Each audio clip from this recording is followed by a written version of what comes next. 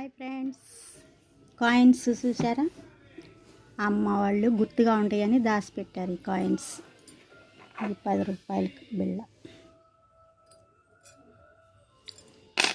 ఇది రూపాయి బిళ్ళ.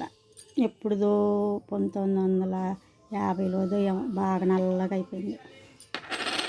ఇది రూపాయి బిళ్ళ. ఎంత మందంగా ఉందో చూడండి. 1962లోదంట. చాలా మందంగా ఉన్నాయి. ఇప్పుడు రావట్లే ఈ రూపాయలు. ఇది 20 రూపాయలు బిళ్ళ అంట. ఇది 50 పైసలు అంటే ₹1. మీరు చాలా నల్లగా అయిపోయింది. ఇవన్నీ గుర్తుగా ఉంటాయని దాచిపెట్టారు. ఇది పావలంట, 25 పైసలు. దీనికి బెజ్జం కూడా ఉంది చూసారా? ఇలా ఉండేవి కావాలి అప్పుడు పావల బిళ్ళలు. అవి ఇవన్నీ గుర్తుగా ఉంటాయని దాచిపెట్టారు. అవి నేను మీకు చూపిద్దామని ఈరోజు